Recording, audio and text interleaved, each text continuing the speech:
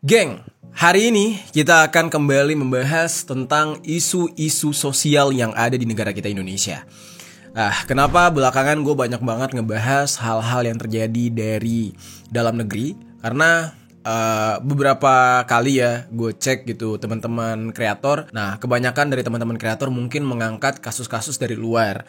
Nah, gue melihat, kayaknya kasus di dalam negeri juga harus kita rangkum nih. Supaya apa? Ya supaya pemberitaannya tidak simpang siur. Dan ditambah lagi ya, seperti yang kita tahu, terkadang ada beberapa media yang memberitakan hal yang itu-itu terus gitu ya. Dan banyak tuduhan kalau media mainstream katanya memberitakan sesuatu untuk pengalihan isu lah atau apalah gitu. Jadi di sini gue mencoba untuk membahas isu-isu lain, isu-isu yang mungkin teman-teman pengen dengar tapi versi lengkap dan teralur gitu ya, yang tidak sepotong-sepotong. Nah, jadi hari ini gue pengen membahas sebuah kejadian tragis yang membuat hati kita bener-bener gimana ya, kayak kalau lo punya perasaan mungkin lo bakal ngelus dada abis-abisan deh. Jadi kemarin tuh ya, kita kan baru banget ngebahas tentang seorang pria yang bernama Arjuna yang harus meregang nyawa hanya karena dia tidak diperbolehkan tidur di dalam masjid. Nah, ini salah satu isu sosial di negara kita nih. Sebelumnya lagi kita juga membahas kisah seorang pria yang bernama Randika yang hidup berpindah-pindah sampai mengaku kalau dia pernah maling motor supaya dia bisa tidur dan makan di dalam penjara. Saking dia nggak tahu harus kemana, saking dia kesepiannya, nggak ada yang membantu, nggak ada yang menolong, dan akhirnya dia meninggal dunia dalam kondisi kelaparan. Seorang pemuda ditemukan meninggal dunia di Cilacap, Jawa Tengah dan diduga karena kelaparan. Diketahui pemuda tersebut bernama Randika Alzatria Syaputra yang berusia 28 tahun. Ia ditemukan tak berdiri di teras rumah warga pada pertengahan Oktober 2025 lalu. Jadi di sini pasti timbul pertanyaan, apakah dengan kondisi ekonomi Indonesia saat ini membuat orang-orang Indonesia itu sudah jadi careless, atau bisa dikatakan tuh minim kepedulian. Kita tidak lagi mau tahu atau mungkin takut untuk tahu kondisi saudara-saudara kita di sekitar karena tidak ingin menjadikan itu sebagai beban di dalam hidup kita. Ya karena kita sendiri juga punya beban. Paham gak? Maksud gue kayak lo sekedar nanya, kamu udah makan belum? Nah, itu udah semacam budaya yang hilang di masyarakat kita karena takutnya ketika kita tanya, udah makan belum? Dia jawab belum. Kita punya tanggung jawab untuk ngasih dia makan. Kita punya tanggung jawab untuk mempersilahkan dia, ya udah makan nih di rumahku. Padahal kita sendiri sedang kesusahan. Nah, hal itu semacam mulai pudar di tengah-tengah masyarakat kita. Nah, hari ini ya, gue bakal membahas nih salah satu kisah yang lain yang membuat hati kita terenyuh dan mempertanyakan, apakah di muka bumi ini rasa peduli, terkhususnya di Indonesia, sudah tidak ada lagi. Jadi ini dialami oleh kakak beradik yang ditemukan dalam kondisi lemas di samping jenazah ibunya. Nah, kalian gak salah dengar. Iya, mereka kondisinya lemas, kayak gak ada tenaga, dan dikarenakan tidak makan berhari-hari di samping jenazah ibunya. Kakak beradik di Kabupaten Kendal didapati lemas di samping jenazah ibunya. Mereka bertahan hidup hanya dengan minum air putih selama hampir 1 bulan. Diduga mereka berdua ini sudah tidak makan hampir sebulan, dan beruntungnya kondisi mereka segera diketahui oleh tetangga sekitar karena kalau saja terlambat mungkin nyawa mereka udah tidak akan tertolong. Nah, karena udah 2 kasus sebelumnya yang menunjukkan betapa kita manusia di Indonesia semakin tidak ada rasa peduli untuk menolong atau untuk sekedar ingin tahu kondisi orang-orang di sekitar kita. Padahal mungkin ya, pertolongan kecil dari kita bisa menjadi satu-satunya cara untuk menyelamatkan mereka. Nah, di dalam kasus ini gue bakal merangkum untuk kalian, apa sih penyebab dari 2 kakak beradik ini bisa mengalami hal tersebut, mengapa mereka nggak makan sampai hampir sebulan, dan kenapa tidak ada warga sekitar yang menyadari kondisi ini. Nah, yang lebih membuat penasarannya lagi, apa yang sebenarnya terjadi terhadap ibunya. Meninggal berhari-hari di sebelah kedua anaknya, dan anaknya tidak makan sama sekali. Langsung aja nih, kita bahas secara lengkap. Halo geng, welcome back to Kamar Jerry.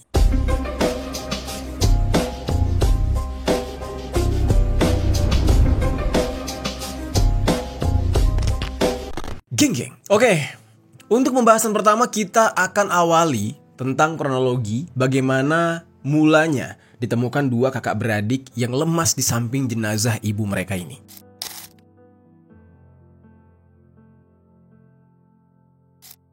Jadi geng, insiden ini terjadi di Desa Bebengan, Kecamatan Boja, Kendal, Jawa Tengah pada hari Sabtu tanggal 1 November 2025.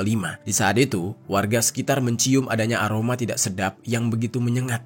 Rasanya seperti ada bangkai yang berada di sekitar rumah warga lah gitu. Mungkin pada awalnya bau tersebut cuma sekelebat yang dibawa oleh angin gitu. Orang berpikir kayak gitulah. Tapi semakin lama baunya semakin intens yang sulit untuk diabaikan. Dan tentunya jika sudah ada bau-bau yang tidak sedap seperti ini, sulit untuk orang-orang bisa mewajarkan atau memaklumi. Apalagi kalau baunya begitu kuat. Orang-orang udah curiga aja ini pasti ada yang tidak beres. Untuk itu, warga sekitar mencoba mencari sumber bau tersebut. Setelah berkeliling mencari, perhatian warga tiba-tiba tertuju pada sebuah rumah. Yang mereka tahu, rumah tersebut milik seorang warga yang bernama Setianingsih. Usianya 51 tahun. Warga ini yakin kalau mereka tidak salah tempat. Pasti bau busuk ini yang mereka hirup bersumber dari rumah Setianingsih. Rasa yakin tersebut seketika berubah menjadi rasa cemas karena ditakutkan ada sesuatu yang tidak beres atau tidak diinginkan terjadi kepada si ibu tersebut atau keluarganya. Nah, warga lalu memantapkan diri, mencoba memberanikan diri untuk mendatangi dan masuk ke dalam rumah Setianingsih. Sebelum mereka masuk ke rumah aja, warga tuh udah ngeliat ada hal yang aneh dari rumah tersebut. Mereka lihat adanya kerumunan lalat yang berkumpul di dekat jendela kaca rumah. Nah, nggak salah lagi nih, berarti bau busuk itu memang berasal dari dalam rumah. Tapi apa? Apa yang menyebabkan bau tersebut ada di dalam rumah? Ya, orang normal nggak mungkin dong kayak menumpuk bangkai atau ada penyakit orang-orang yang suka menumpuk sampah. Tapi baunya nggak akan segitu. Kalian pernah tahu kan ada tuh kayak sindrom anak kos atau orang-orang yang tinggal di kontrakan suka menimbun sampah. Itu banyak kejadiannya. Ini gue kasih lihat videonya.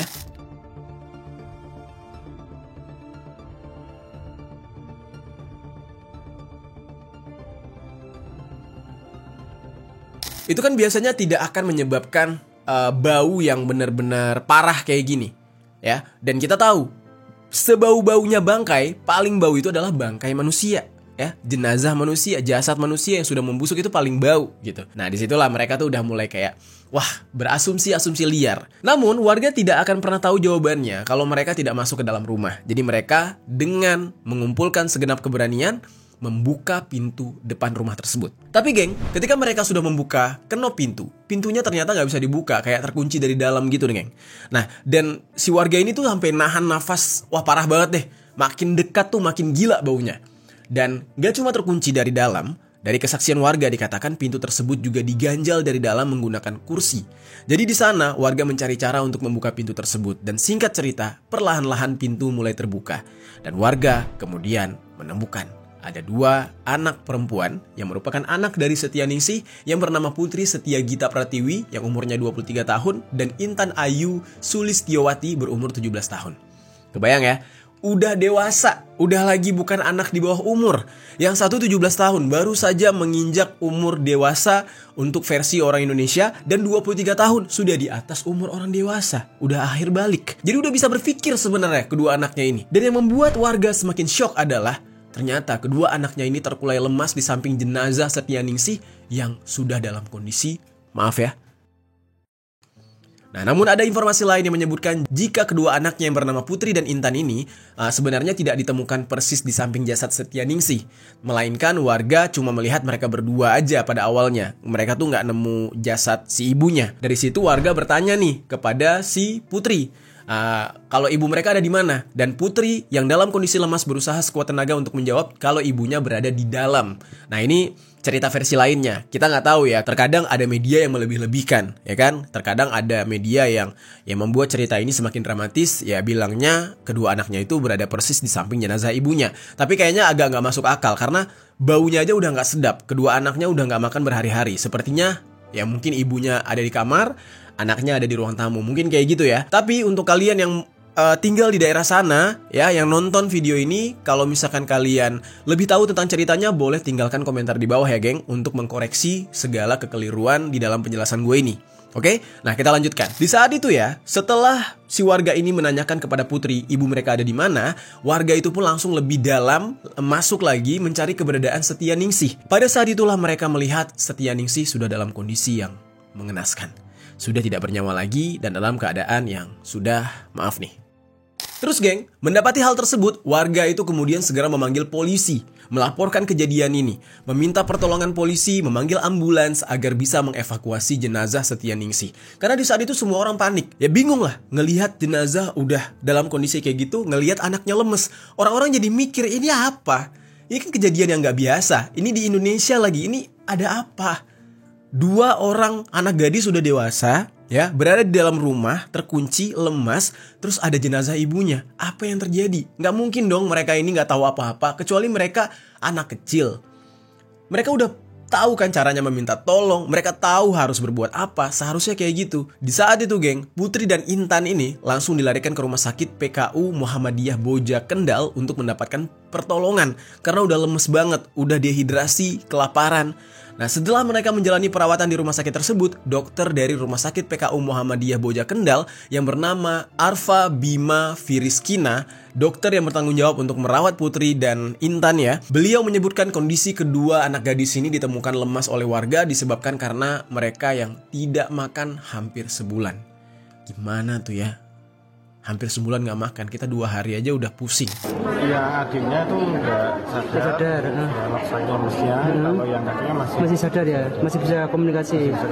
Lebih tepatnya, mereka berdua sudah tidak makan apapun selama 28 hari. Mereka selama itu cuma minum air aja geng, dan itu juga bukan air mineral atau air bersih, melainkan mereka minum air sumur mentah dari rumahnya yang kemudian direbus. Nah, selain itu, dokter Arfa juga mengungkap ketika mereka pertama kali dibawa ke rumah sakit, keduanya udah dalam kondisi yang kayak tubuh cuma sisa nyawa aja gitu. Bener-bener udah gak ada tenaga. Bahkan Intan sudah tidak sadarkan diri geng ketika itu. Dan setelah dilakukan pemeriksaan awal, kedua korban tidak mengalami kekurangan kadar gula meskipun sudah tidak makan hampir 1 bulan lamanya. Nah, meskipun begitu, Putri dan Intan mengalami dehidrasi dan ada indikasi mereka berdua mengalami gejala gangguan psikis akibat tekanan serta isolasi sosial yang berkepanjangan. Dokter Arfa ini melanjutkan lagi nih keterangannya. Dari pihak rumah sakit itu masih kesulitan untuk proses asesmen karena keterangan dari Putri selalu berubah-ubah.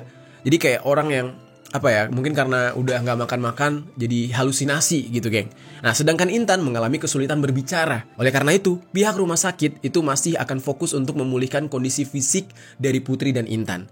Kalau misal atau ditanya dokter itu jawabannya berubah-berubah. Kemungkinan besar Sadarannya. Ya, dicurigai ada gangguan psikiatri. Di tempat kami kebetulan memang belum ada dokter psikiatri yang. Dan di sisi lain, pihak rumah sakit juga bakal terus membantu memantau kondisi psikis keduanya dan sudah berkoordinasi dengan dokter psikiater, geng. Pasti timbul pertanyaan paling besar ya. Yang bikin kita penasaran adalah kondisi ibunya, Setianingsih. Yang pastinya akan menimbulkan tanda tanya besar di dalam hati kita. Apa yang sebenarnya terjadi? Sudah sejak kapan beliau ini meninggal dunia dan apa penyebabnya? Dan berdasarkan keterangan dari polisi nih geng ya, melalui Kapolsek Boja, yaitu AKP Budianto. Dari pemeriksaan yang dilakukan, ya, Setianingsih ini meninggal dunia bukan karena disebabkan adanya aksi kriminal, aksi penghilangan nyawa, atau ada pelakunya gitu ya.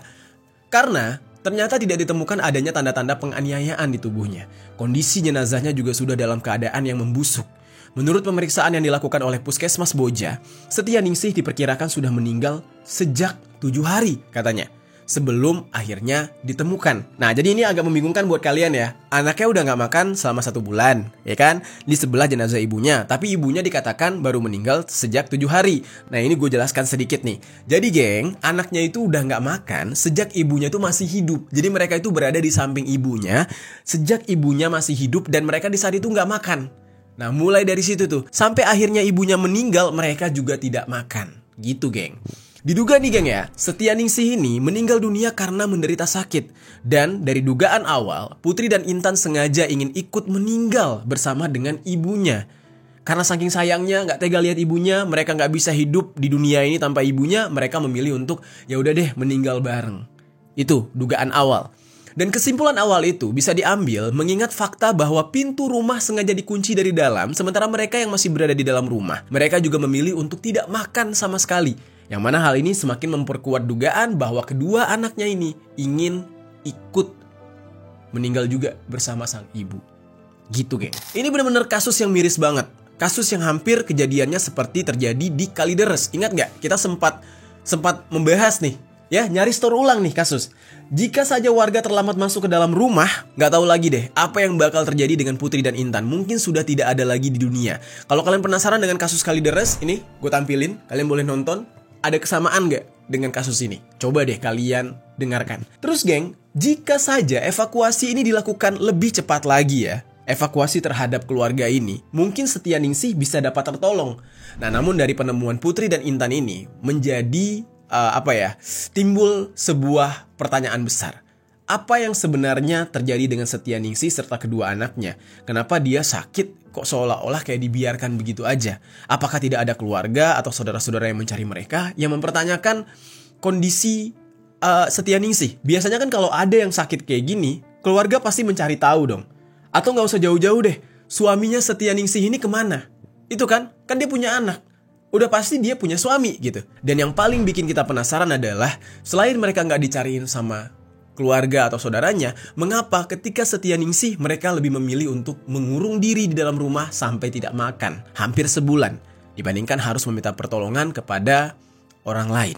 Kalau memang keluarga atau sanak saudaranya nggak peduli, kan masih ada tetangga. Sekarang kita bakal masuk nih ke dalam pembahasan mengenai kondisi keluarga Setianingsih. Apa sih yang mereka alami sampai mereka harus berada di dalam situasi ini.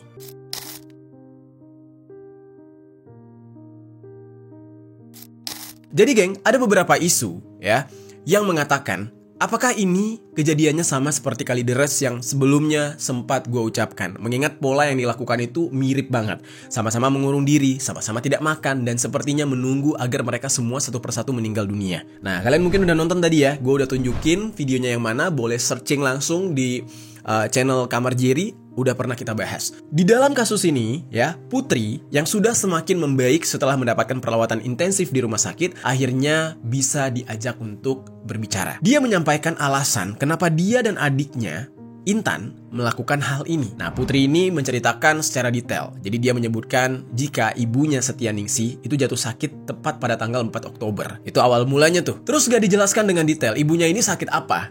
Tapi yang jelas ibunya ini jatuh sakit di tanggal itu. Dan mulai dari situlah kondisi kesehatan ibunya semakin lama semakin menurun secara drastis, hingga pada akhirnya Setianingsih ini dinyatakan meninggal 9 hari kemudian, tepatnya di tanggal 13 Oktober 2025. Sejak saat itulah geng, Putri dan Intan menutup rumahnya rapat-rapat. Bahkan ketika mereka kelaparan, mereka memilih untuk tidak pernah menyentuh pintu dan menghilangkan rasa lapar tersebut dengan minum air sumur yang direbus tadi. Tapi apa yang melandasi aksi ekstrim kedua putri dari Setianingsih ini? Padahal makanan adalah kebutuhan paling penting untuk mereka, ya kan? Nah, bahkan banyak kasus-kasus di mana orang-orang terpaksa mencuri cuma untuk mengganjal perutnya. Tapi mereka memilih untuk ya udah deh, kita tahan lapar. Dan mereka melawan insting manusia untuk bisa bertahan hidup. Yang mana kalau lapar itu bakal melakukan apapun untuk bisa kenyang. Berarti secara nggak langsung ya, Putri dan Intan ini melawan naluri mereka sendiri. Sebagai manusia, dari ceritanya Putri, apa yang dia lakukan dan adiknya itu bukanlah idenya, bukan dari keinginannya. Melainkan, katanya ya, ini adalah larangan yang disampaikan oleh sang ibu Setianingsih di saat-saat Setianingsih ini akan menghadapi ajalnya. Nah, ini bahayanya nih geng ya. Kalau salah-salah dalam menyampaikan sesuatu, salah diartikan oleh anaknya, akhirnya begini jadinya. Jadi geng, dikatakan oleh Putri dan Intan, mereka ini disampaikan oleh ibunya saat ibunya sakit, mereka tidak boleh meminta tolong atau bantuan kepada warga sekitar. Itu wasiat terakhir ibunya tuh. Alasannya, karena Setianingsih ini nggak mau ada yang mengetahui kondisi keluarga mereka, sebab hal tersebut bisa merepotkan tetangga. Wah, jadi penuh tanda tanya ya.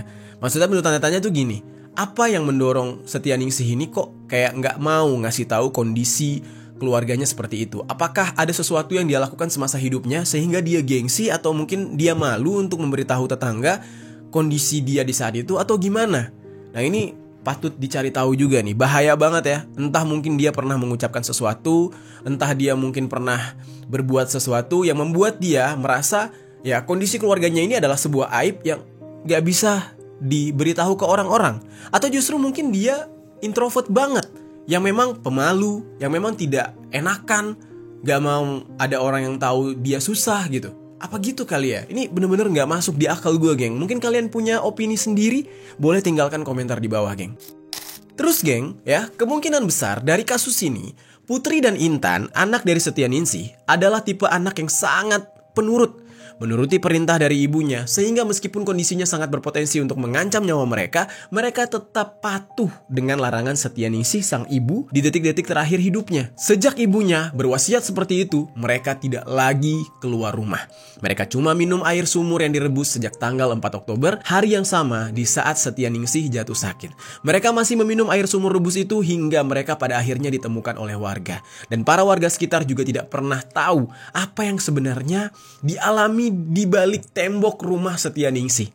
Memang pada saat itu suasananya sangat sepi dan tidak pernah ada lagi yang terlihat keluar masuk dari rumah tersebut. Tapi yang membuat ini semua terbongkar adalah bau busuk dari jasad Setianingsih yang sudah berhari-hari. Mungkin ya selama ini tuh tetangganya itu mencoba berpositif thinking. Kemana keluarga ini kok gak pernah kelihatan? Ya, mereka berpikir mungkin Setianingsih dan kedua anaknya sedang pergi berlibur keluar kota atau belum balik ke rumah, gak ada yang tahu. Nah makanya inilah fungsinya kalau kita tuh dekat dengan tetangga ya geng.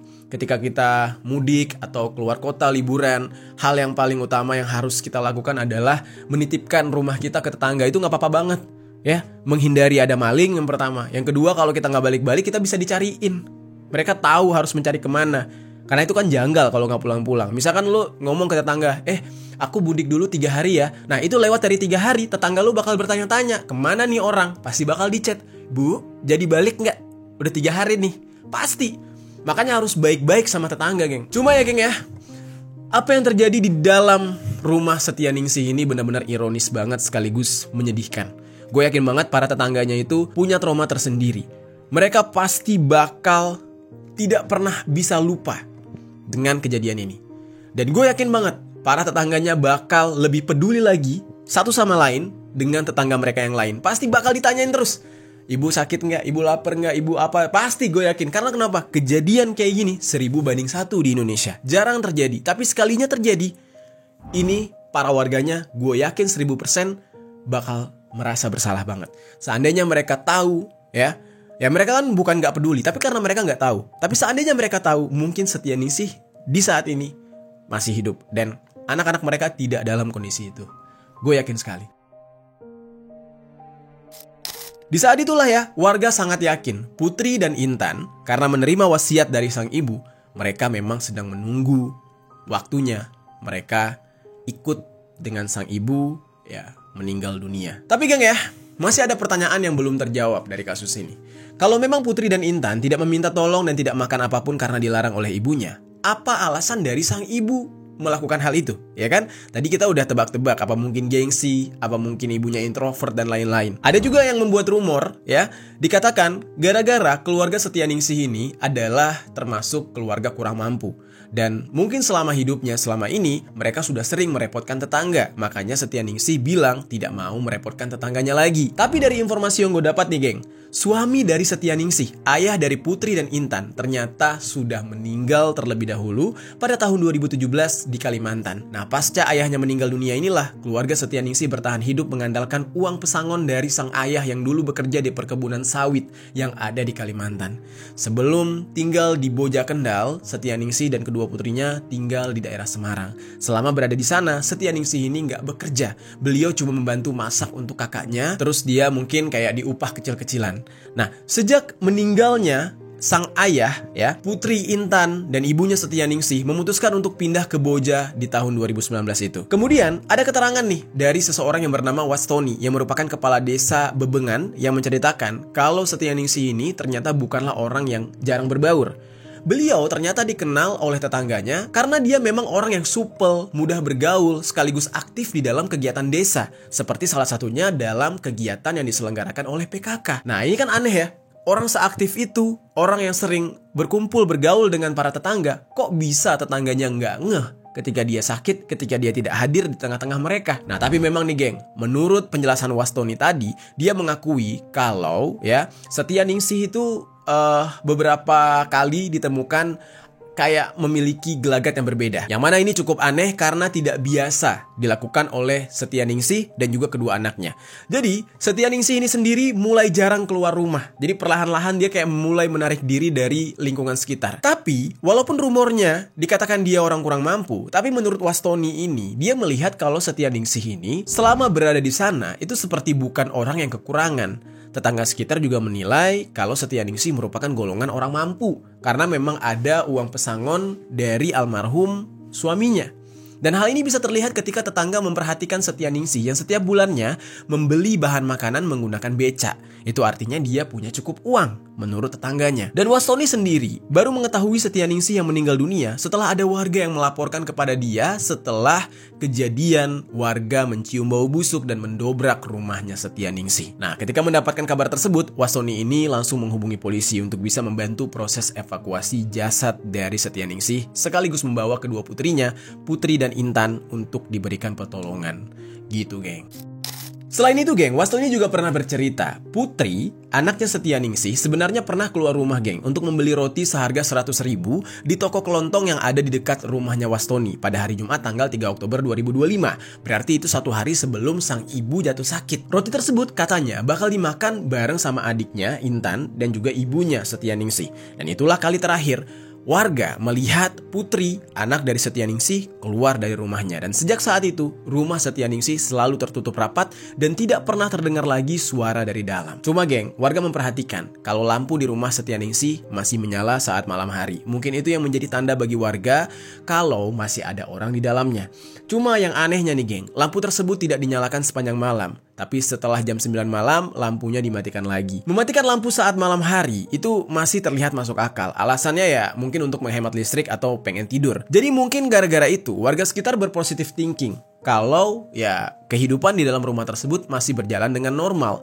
Tidak ada yang terjadi atau tidak ada yang aneh-aneh. Namun seperti yang aku katakan sebelumnya, salah satu hal yang mencurigakan adalah kenapa tetangganya tidak pernah bertanya-tanya soal ketidakhadiran Setyaningsih di tengah-tengah kegiatan mereka lagi. Padahal kan dia dikenal cukup aktif. Nah itu tuh. Makanya dari awal gue mention, seolah-olah tuh kayak kita tuh orang Indonesia sekarang sudah mulai kurang rasa pedulinya gitu. Ada orang yang tidak terlihat lagi di hadapan kita jarang bertanya kemana dia, sehatkah dia. Karena ya itu tadi, kita sudah terlalu sibuk, kita sudah terlalu panik dengan tekanan ekonomi, ya kondisi ekonomi masyarakat kita kayak sekarang. Untuk mikirin orang lain udah gak sempat, mikirin diri sendiri aja udah puyeng. Itulah yang terjadi di tengah-tengah masyarakat kita. Dan ini memang cukup aneh ya, geng. Kalau kita lihat ya, biasanya warga yang ada di daerah-daerah kayak gini, bukan di kota, hidupnya kan lebih guyup, lebih rukun, lebih sosial. Kalau ada satu orang yang biasanya terlihat, tiba-tiba gak terlihat lagi, pasti ada 1 di antara 10 orang yang langsung inisiatif untuk mencari tahu. Kepo dengan keberadaan warganya yang hilang itu. Apalagi kalau warganya dikenal aktif. Nah, rasanya aneh banget ya kalau warga di sana terkesan tidak tahu apa-apa dan diam aja. Dan gak heran ketika kasus ini diangkat oleh media, publik ya atau netizen menilai kalau warga serta perangkat desa semacam tidak peduli dengan Setyaningsih dan keluarganya. Ya sedih banget ya dengan rumor ini. Namun geng, kabar tersebut ternyata dibantah nih oleh Wastoni tadi. Beliau menyebutkan jika wargalah yang menemukan jenazah Setyaningsih sampai proses pengurusan jenazah itu ya dibantu oleh warga. Lalu geng, setelah kasus ini mencuat dan viral, pemerintah kabupaten itu bergerak cepat untuk memberikan bantuan kepada Putri dan Intan, anak dari almarhumah Setyaningsih. Bupati Kendal yang bernama Diah Kartika Permanasari itu menjenguk kakak beradik tersebut yang sedang menjalani perawatan di Rumah Sakit PKU Muhammadiyah Boja. Beliau tidak datang sendiri, namun didampingi oleh Muntoha selaku Kepala Dinsos Kabupaten Kendal. Butika ini prihatin atas kejadian tersebut dan pada saat beliau berkunjung, kondisi fisik dari Putri sudah benar-benar berangsur membaik meskipun terkadang kondisi psikisnya masih belum begitu stabil. Ya semacam ada trauma di dalam batinnya. Awalnya Putri ini susah untuk diajak berkomunikasi, namun belakangan sudah bisa berkomunikasi walaupun memang kadang masih sering berubah-ubah gitu statementnya. Seperti yang dijelaskan oleh Dr. Arfa sebelumnya. Dan hal ini disebabkan karena kondisi psikis dan fisiknya yang masih belum bisa menerima apa yang baru saja dia alami. Nah, Butika juga menambahkan langkah pertama yang beliau lakukan adalah melakukan pendataan kepesertaan BPJS aktif. Hanya membutuhkan waktu sehari aja, BPJS untuk Putri dan Intan sudah aktif dan bisa langsung digunakan untuk perawatan mereka. Gitu, geng. Dan selain melakukan pendataan kepesertaan BPJS, ya pihak pemerintah ini juga bakal menjamin kehidupan keduanya setelah menjalani perawatan di Rumah Sakit PKU Muhammadiyah Boja. Ya, Putri dan Intan bakal ditempatkan di Panti Margi Utomo, Kecamatan Tembalang, Kota Semarang. Khusus untuk Intan karena kondisinya lebih parah dibandingkan kakaknya Putri, ya dia mengalami keterbelakangan mental, ya dibutuhkan perlakuan khusus untuknya. Sementara Putri bakal diberikan pelatihan selama berada di sana. Misalkan kayak kegiatan untuk menjahit yang nantinya bakal berguna untuk skillnya Putri agar dia bisa bekerja gitu ya. Dan dari kejadian ini, Bu Tika menghimbau agar perangkat desa lebih peduli dan memperhatikan lagi warga mereka yang mungkin mulai memperlihatkan gelagat perubahan dalam bersosial. Nah misalnya ya, yang awalnya aktif ikut berkegiatan tiba-tiba gak pernah keluar rumah, atau awalnya sering berkomunikasi dengan warga tapi tiba-tiba berubah menjadi tertutup. Nah itu patut ditanyakan, ya kan? Hal yang paling umum kita temukan permasalahan di warga kita sekarang itu, geng ya, yaitu terlilit hutang. Banyak banget kan orang-orang di tetangga-tetangga kalian yang terlilit hutang, atau mungkin tiba-tiba stres gara-gara judol. Nah itu banyak banget. Makanya untuk perangkat desa itu saat ini harus waspada sekali. Kalau ada terlihat warganya yang gelagatnya udah aneh, mending langsung dirangkul. Karena takutnya nanti malah ya melakukan aksi mengakhiri hidup. Yang repot kalian juga. Kalau di lingkungan kalian udah ada yang kayak gitu.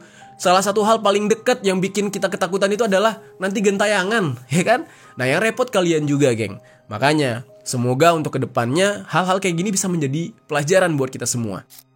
Nah namun geng, diingatkan juga nih bahwa hal-hal kayak gini bukan cuma tugas bagi perangkat desa, tapi ini juga tugas bagi warga masyarakat sekitar, karena mereka lah yang tinggal di dekat orang-orang tersebut gitu ya, orang-orang yang mengalami gangguan psikis, orang-orang yang mengalami gangguan terhadap mental gara-gara punya hutang atau punya problem gitu. Nah sehingga peran masyarakat tuh berguna banget, harus berperan banget agar bisa lebih mengetahui kondisi ini yang mana mereka bisa melihat secara langsung setiap hari. Nah intinya jangan sampai terlambat lah ya. Jangan sampai terlambat kalian peduli dengan kondisi sekitar kalian. Kalau sudah terlambat seperti ini, yang menyesal justru kalian juga. Ya memang mungkin ini bukan keluarga kalian, tapi kalau kejadiannya berada di tengah-tengah pemukiman kalian, rumah kalian, gimana rasanya? Bergedik ngeri gak? Merinding gak setiap malam? Ya jelas lah.